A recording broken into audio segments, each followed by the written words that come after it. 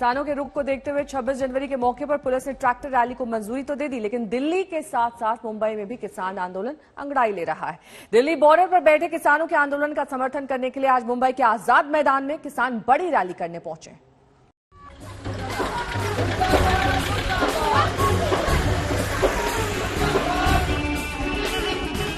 जब दिल्ली में किसानों की ट्रैक्टर रैली की तैयारियां जोरों पर हैं, मुंबई का आजाद मैदान भी गवाह बन रहा है किसानों के बड़े आंदोलन का। मैं हूँ थानेदार, मैं हूँ सूबेदार, पहले एक मुर्गी खाता था, अब खाता हूँ चारे। दिल्ली की सीमा पर बैठे किसानों को समर्थन देने के लिए नासिक से हजारों किसानों का काफिला मुंबई के आजाद मैदान पहुंच चुका है।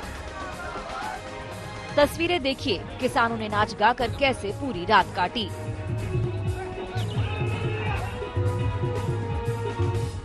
ये किसान कल नासिक से रवाना हुए थे। कुछ गाड़ियों में तो कई पैदल मार्च करते हुए मुंबई पहुंचे हैं, लेकिन इनका जज्बा देखिए, कहीं भी थकान का निशान नहीं। जैसे दिल्ली के सिंघू बॉर्डर पर किसानों का मोर्चा देखने के लिए मिल रहा है, वैसे ही मुंबई के आजाद मैदान में ही तकरीबन 15,000 किसान जुड़े हैं। ये किसान महाराष्ट्र के अलग अलग भाग से आए हुए हैं।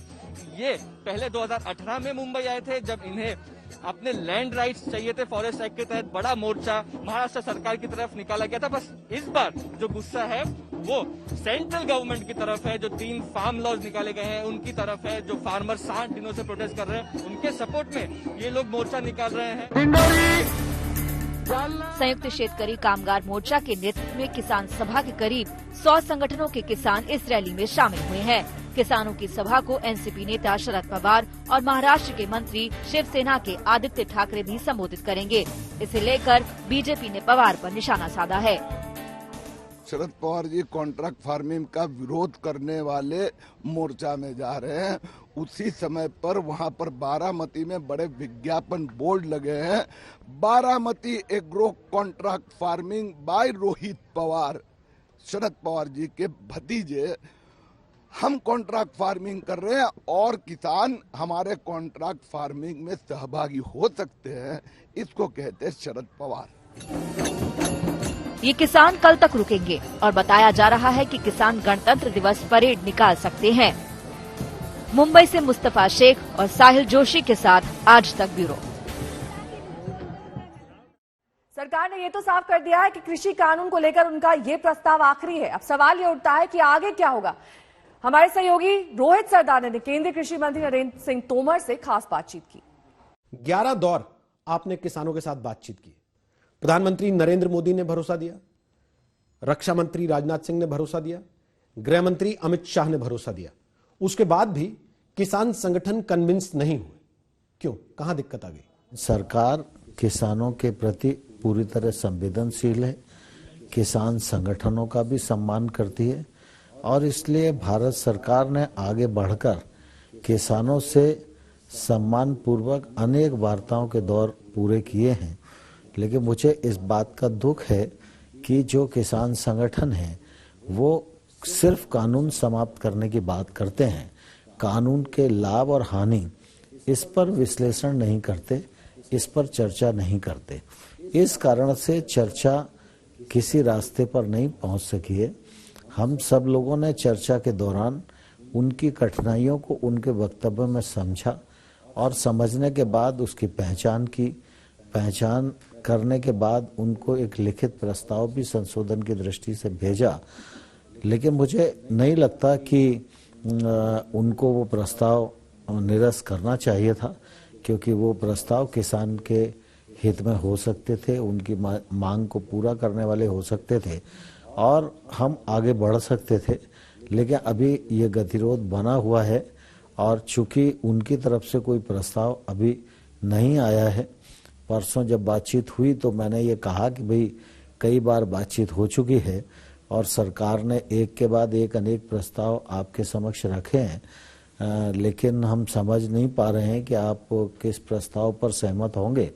तो रिपील के अतिरिक्त कोई प्रस्ताव आपके मन में हो तो आप जरूर आइए, तो हम चर्चा को आगे बढ़ाएंगे, निर्णय करेंगे और निर्णय को घोषित भी करेंगे। कड़वाहट आ गई क्या? 11वें दौर के पहले आप जब प्रेस कॉन्फ्रेंस करते थे 10 दौर तक, उसमें आपका तेवर और सुर अलग होता था। आखिरी 11वें दौर की जो बातचीत हुई उसमें किसान नेताओं ने भी कहा और आपके तेवर देख के भी लगा कि इस बार आपके सुर बदले हुए, सब्र का बांध टूट गया क्या सरकार? नहीं, मैं ऐसा नहीं मानता हूँ। मैं तो कृषि मंत्री भी हूँ और किसान भी हूँ, और इसलिए किसानों के प्रति कोई गुस्सा होना और तेवर अलग होना, इसकी न तो कोई आवश्यकता है और ना ही हमने इस दौरान ज़रूरत महसूस की है। लेकिन कुल मिला के 11 दौर की वार्ता में जब किसान रिपील के विषय को लेकर टस से मस नहीं हो रहे थे, तो एक समय तो ये आना ही था कि हम उनको ये आग्रह करें कि भाई अभी तक हम प्रस्ताव देते रहे, अब आप प्रस्ताव लेके आइए और उस प्रस्ताव पर सरकार विचार करेगी। अगर निर्णय तक हम पहुंचेंगे तो दोनों मिलकर निर्णय को घोषित करेंगे। लेकिन 11वें दौर बाद आपने एक तरीके से संकेत दिया कि असल में किसान नहीं, ये कोई और है जो नहीं चाहता कि आंदोलन खत्म हो। कौन है ये? नाम तो बता नहीं आपने। देखिए, दरअसल क्या है कि सामान्य तौर पर यह बात मैंने इसलिए कही कि अगर किसान हैं और किसान संगठन हैं जिनसे मैं बात कर रहा हूं, तो स्वाभाविक रूप से किसान के हित और अहित में बातचीत होगी और वो लोग उस दिशा में बातचीत करते भी हैं, उस दिशा आगे बढ़ती भी है। लेकिन कोई तो अदृश्य ताकत है जो मसले को हल नहीं होने देना चाहती। दिल्ली पुलिस को ये इनपुट मिला है कि कई पाकिस्तानी आतंकी संगठन आंदोलन का माहौल खराब करने की कोशिश में लगे हुए हैं। पुलिस के मुताबिक इनके लिए 308 ट्विटर हैंडल्स पाकिस्तान में तैयार किए गए जो रैली के दौरान गड़बड़ी की साजिश रच रहे हैं।